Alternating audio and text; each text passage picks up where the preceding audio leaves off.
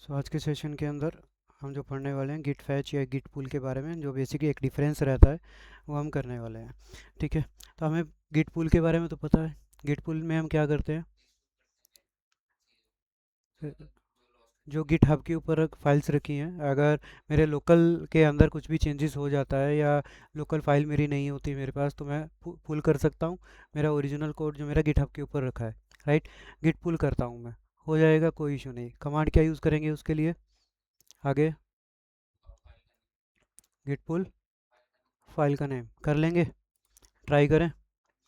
तो अभी जैसे मेरे पास यहाँ पे ये फाइल रखी है। ठीक है। प्रोजेक्ट वाला हमारे पास क्या है, जी आई टी हब के ऊपर चलते हैं। तो जी आई टी हब के ऊपर भी मेरे पास प्रोजेक्ट के नाम से एक रेपो रखी है। राइट। अब इसके अंदर से ये फाइल है। ठीक है। अब ये फाइल मेरे को पुल करना है, तो मैं क्या करूँगा, अपनी डायरेक्टरी पे आके गिट बैश को ओपन कर लेंगे। ठीक है।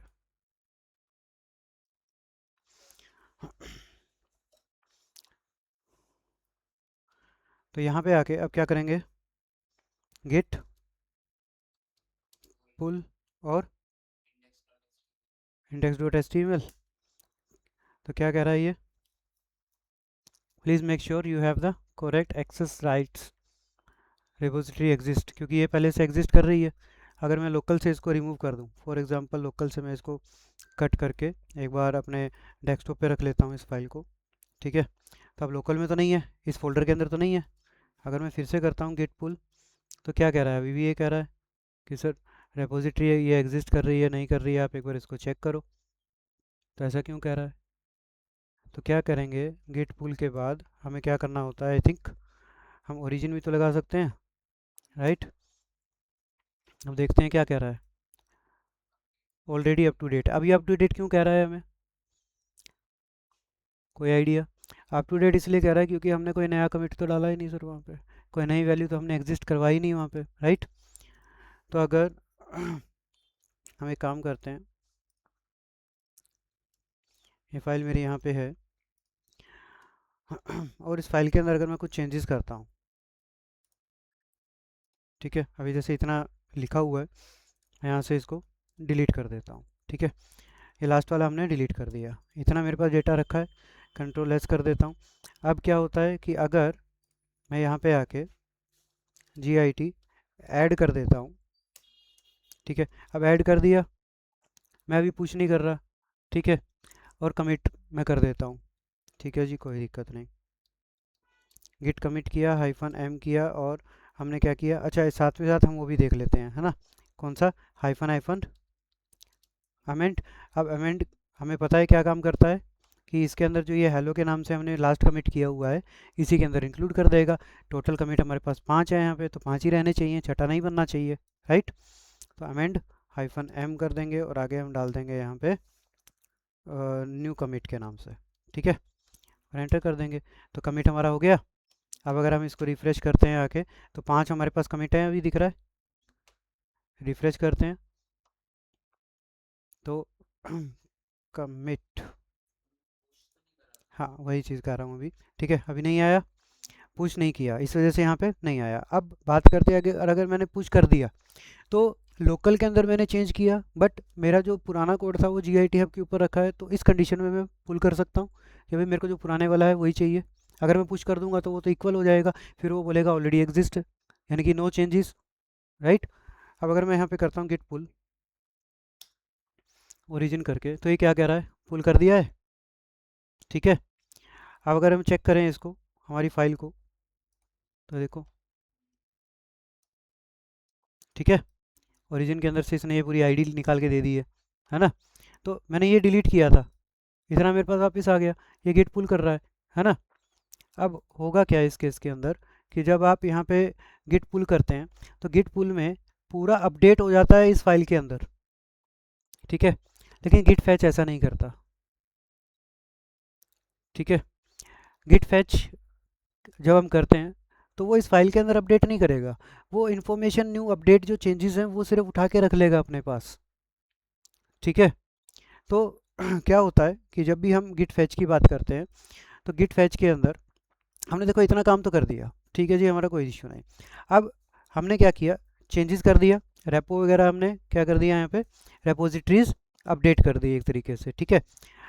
Only changes to our local system, कि हमारे जो लोकल सिस्टम के अंदर जो चेंज हुआ है हम क्या करेंगे, फैच करेंगे और स्टेटस चेक करेंगे, ठीक है। उसके बाद हम मर्ज का यूज़ करेंगे वहाँ पे।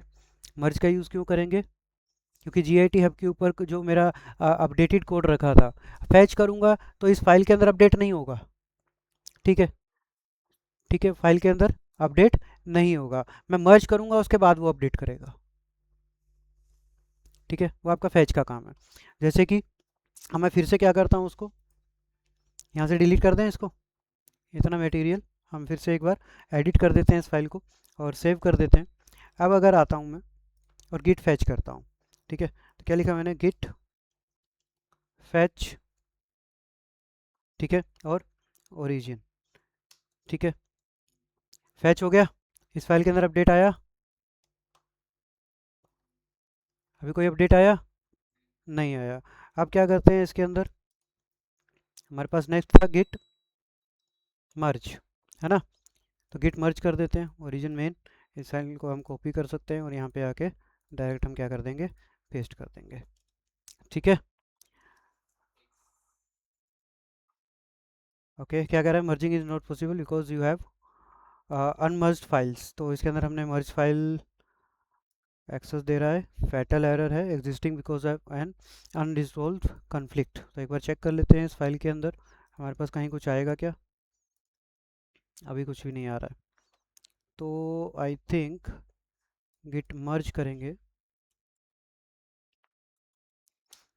ओरिजिन के साथ, तो भी हमको क्या दे रहा है ये, मर्जिंग नॉट पॉसिबल। हमारे पास क्या है, अनमेज फाइल है इसके अंदर, और वर्क ट्री। एक बार गिट स्टेटस चेक करते हैं, गिट स्टेटस क्या कहता है अपने को, गिट स्टेटस कहता है कि हमने क्या किया है, ठीक है, अबाउट कमिट,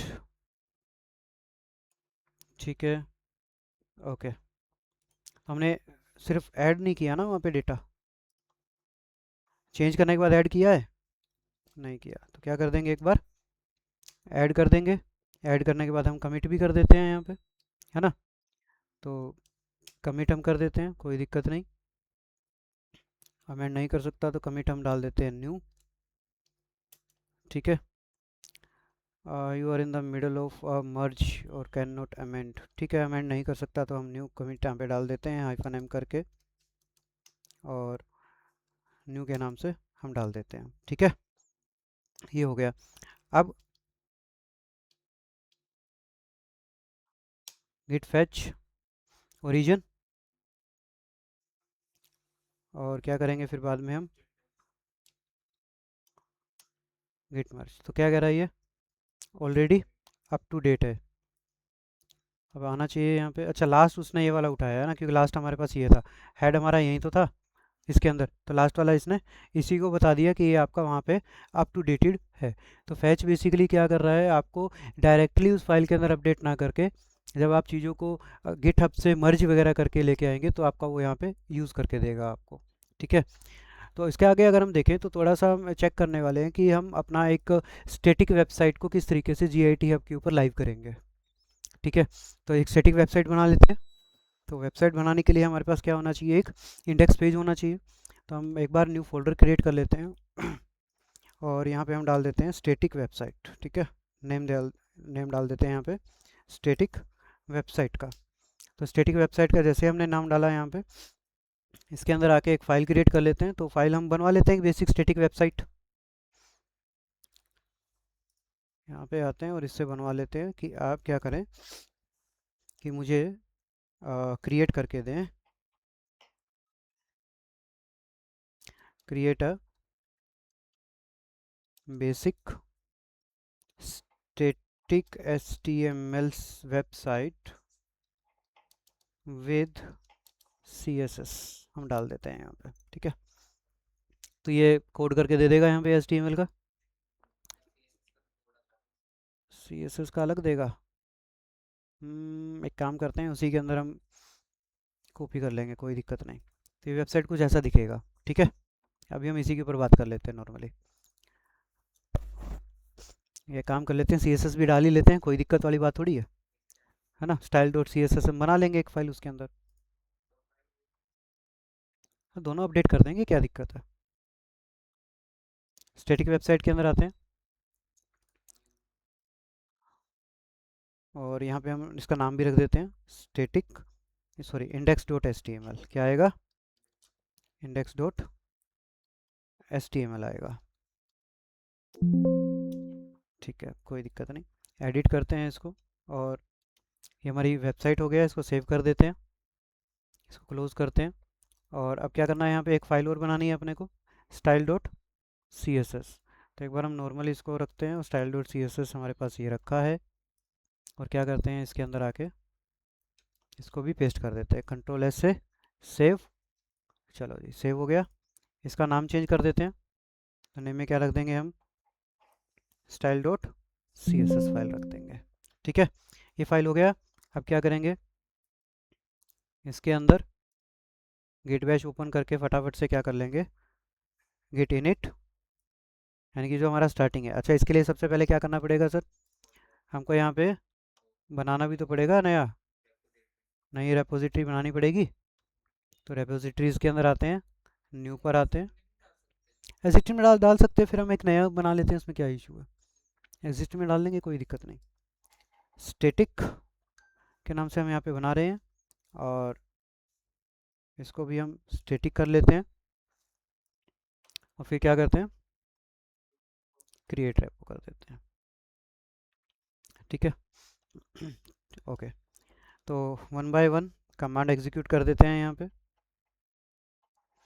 तो कमांड क्या है, सबसे पहले हमारे पास गिट इनिट होगा, गिट इनिट के बाद हम करेंगे गिट ऐड, सॉरी गिट आएगा ना,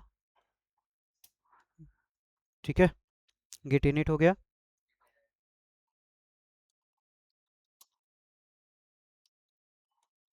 गिट ऐड, उसके बाद गिट कमिट -m और यहाँ पे डाल देते हैं वेबसाइट,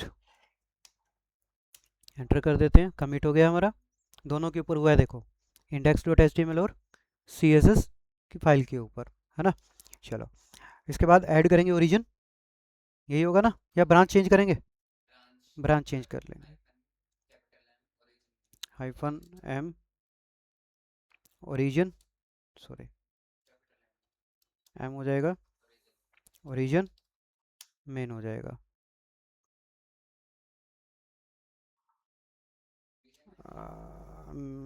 -m मेन आएगा ना,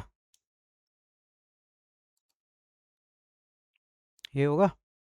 गिट ब्रांच, नहीं यार ये नहीं, ठीक है, मेन के अंदर चेंज हो गया हमारा। अब जैसे ये मेन के अंदर चेंज होगा, हम क्या कर देंगे, गिट रिमोट ऐड ओरिजिन, और इसके बाद हमारा जो ये लिंक है, इस लिंक को कॉपी कर लेंगे और पेस्ट कर देंगे यहाँ पे,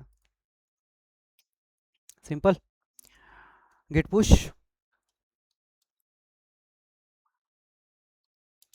-u ओरिजिन मेन, ठीक है। अब ये पुश हो गया हमारा, रिफ्रेश करते हैं यहाँ से, फाइल आ गई हमारे पास, ठीक है, वेबसाइट हमारा कमिट था। ठीक है, अब हमें क्या करना है, यहाँ पे इसको पब्लिक करना है, राइट। तो पब्लिक करने के लिए सबसे पहले क्या करेंगे, हम स्टाइल के अंदर आएंगे, सॉरी सेटिंग्स में आएंगे। सेटिंग्स में आपको यहाँ पे मिलेगा, आपका रेपोजिटरी का नाम, पूरी डिटेल वगैरह मिलेगी। यहाँ पे लेफ्ट हैंड साइड के ऊपर एक ऑप्शन मिलेगा आपको पेजेस का, ठीक है, पेजेस के ऊपर आएंगे,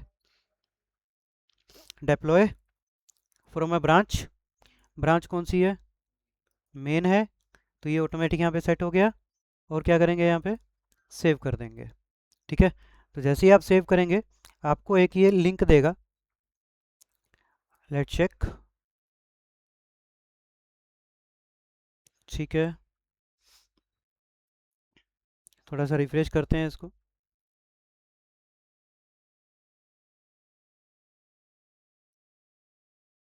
ठीक है, ये रहा लिंक। ये क्या कर रहा है, required for your website because you are using the default domain, तो ये आपका एक क्या बन गया यहाँ पे, लिंक बन गया हमारा, है ना। तो क्या कर लेंगे, इसको कॉपी कर लेंगे, और अगर आप आके पेस्ट करते हैं इसको और एंटर करते हैं तो आप देखोगे अभी क्या कह रहा है ये, 404 नोट फाउंड कह रहा है। तो ऐसा नोट फाउंड क्यों आ रहा है हमारे पास, पेजेस नहीं पब्लिक तो किया है हमने। हम आते हैं एक बार कहाँ पे अपने, ब्रांच हो गया, टैग रूल एक्शन, ठीक है, पब्लिक ही तो किया है। कोड पे आते हैं, ब्रांच हमारे पास है, ठीक है, डायरेक्ट यही करेंगे, पेजेस पे आके deploy from A branch, okay, ठीक है। ये आ गया ना, देखो लिंक यहाँ पे, थोड़ा सा टाइम लेता है। तो ये लिंक आया, इसको क्या करेंगे,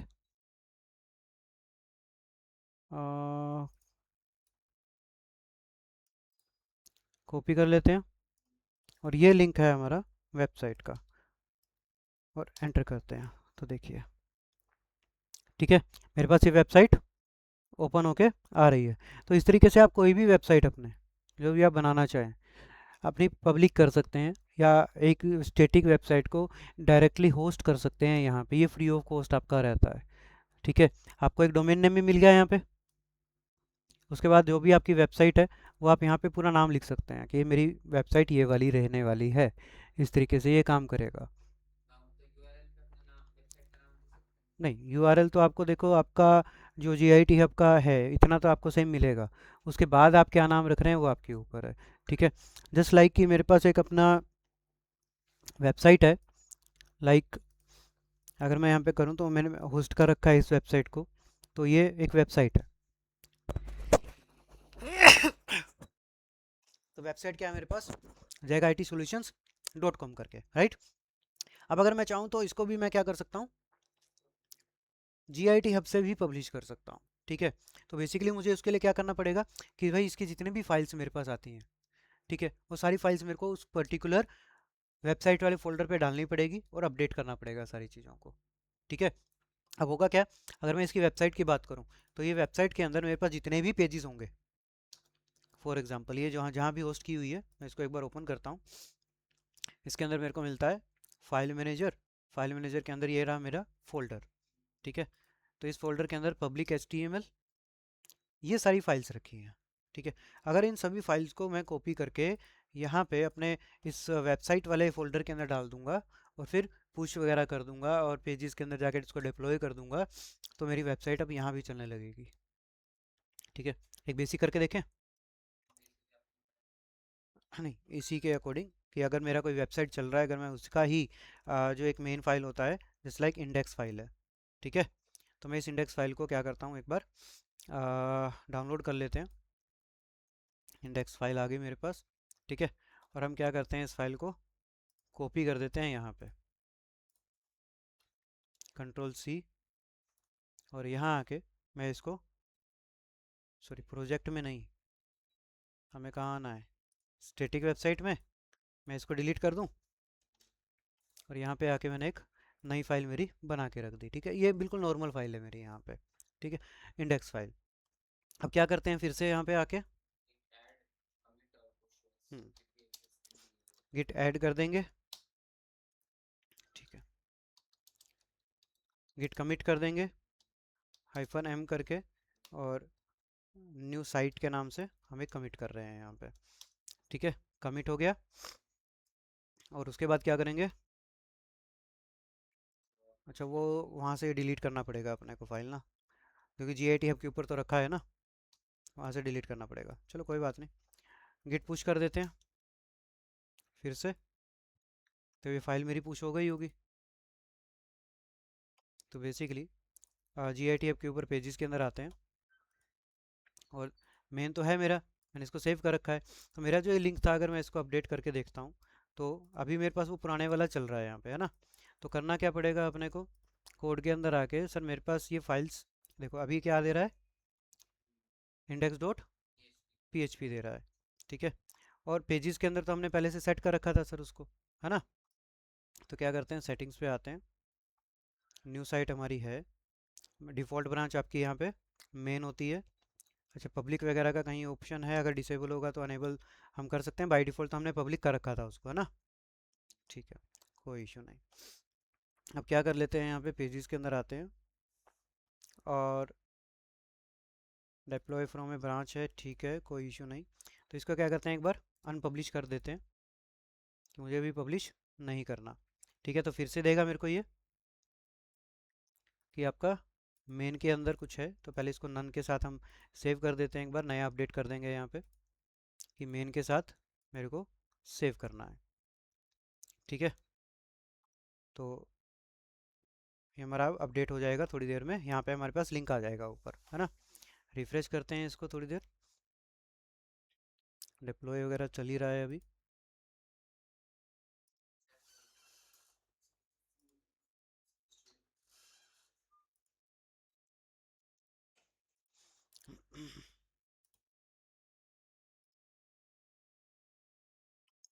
तो कहीं पे आएगा लिंक हमारे पास, अभी नहीं आया, कोई बात नहीं, थोड़ा सा वेट कर लेते हैं।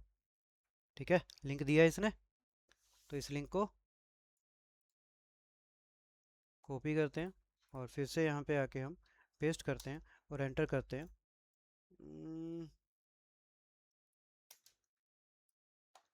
एक सेकेंड, इसको बंद कर देते हैं। इनकॉग्निटो विंडो के अंदर एक बार ओपन करते हैं, तो यहाँ देखते हैं अभी की ये 404 पे आ रहा है, एरर आ रहा है अपने पास, है ना। तो एक बार चेक करते हैं एरर क्यों आ रहा है सर। ये अपने को लिंक भी सही दे दिया है, मेन ब्रांच के अंदर हमने इसको सेट करवा दिया है। HTTPS है, ठीक है, ओके। एक चीज़ और चेक कर सकते हैं हम इसके अंदर, HTTPS को हटा के एक बार HTTP पे ट्राई कर लेते हैं। यहाँ भी अपडेट नहीं कर रहा, तो मतलब उस फाइल के अंदर ही कुछ प्रॉब्लम है, क्योंकि वो पूरा कोड कनेक्टेड है एक दूसरे के साथ ना, और हमने यहाँ पे सिर्फ एक ही फाइल को अपडेट किया है। या फिर एक काम कर लेते हैं, इसको चेंज कर लेते हैं, PHP की जगह पे HTML कर लेते हैं, कोई दिक्कत नहीं। ठीक है, अब फाइल चेंज की है तो git commit और git पुश कर देते हैं, कोई दिक्कत नहीं। अब एक बार आके चेक करेंगे, रिफ्रेश, या फिर से हमें एक बार अपडेट करना पड़ेगा वहाँ पे। तो अनपब्लिश कर देते हैं एक बार इसको हम, और फिर से क्या कर देंगे, इसको पब्लिश कर देंगे। तो मेन के अंदर पहले इसको नन से सेव कर देते हैं कि अभी कुछ भी नहीं है। अब यहाँ पे आके मेन ब्रांच है अपनी, सेव कर देंगे इसको। अब थोड़ा वेट करते हैं, एक बार ट्राई करते हैं।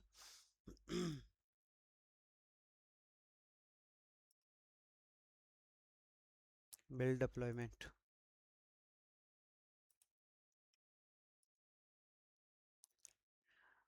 इसके बाद हम कुछ चीज़ें और देखेंगे कि आ, आपके पास जो एक्शन होता है उसका वर्क फ्लो क्या होता है नेक्स्ट सेशंस के अंदर। हाँ, गिट एक्शन और उसका वर्क फ्लो। ठीक है, हाँ, गिट एक्शन और वर्क फ्लो रहेगा, उसके बाद स्टार्ट करेंगे गिट लैब। ठीक है, लेकिन उससे पहले आपको एक चीज़ और बताऊंगा कि अभी तक हमने स्टैटिक वेबसाइट को डिप्लॉय किया है। ठीक है, आप यहाँ पे जस्ट लाइक अदर टाइप की भी वेबसाइट हमारे पास होती है, जैसे रिएक्ट की कोई वेबसाइट हो गई, तो रिएक्ट की वेबसाइट आप किस तरीके से डिप्लॉय करेंगे। ठीक है, उसके लिए क्या क्या हमें टूल्स का नीड पड़ेगा, वो सारी चीज़ हम करके देखेंगे यहाँ पे। तो ऐसे ही आपका पास कोई PHP की वेबसाइट है, कोई अलग अलग चीज़ें आपके पास चल रही है, तो उसके हिसाब से आप काम कर सकते हैं। कॉपी करते हैं, पेस्ट करते हैं, ओपन करते हैं। ठीक है, तो हो रही है मेरे पास फाइल, ये सारी चीज़ ओपन, मेरी वेबसाइट, तो कोई इशू नहीं। तो विच मीन्स कि आप अपनी वेबसाइट को इस तरीके से डायरेक्टली होस्ट करवा सकते हैं अपने उसमें। ठीक है, अगर मैं इसी ब्राउज़र के ऊपर फिर से आके सेम अप्लाई करके देखता हूँ, तो यहाँ पे ये पुराना आ रहा है, क्यों आ रहा है, क्योंकि इसकी कुकीज़ के अंदर सेव हो गया था, इस वजह से। ठीक है, अगर आप दूसरे ब्राउज़र में या आप अपने ब्राउज़र में अपने फ़ोन में ओपन करके देखिए, ये टाइप कीजिए अपने ब्राउज़र के ऊपर,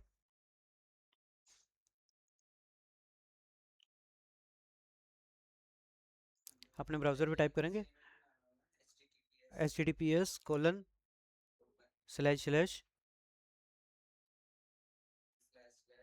गौरव GOURAV 087 .github.io /static, क्योंकि स्टैटिक क्या है, रेपो का नाम जो हमने दिया था। ठीक है, इसको ओपन करके देखिए।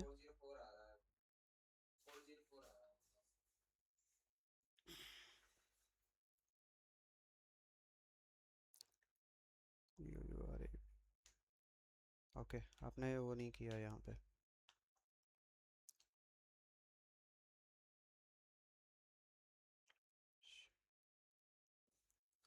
https://github.io/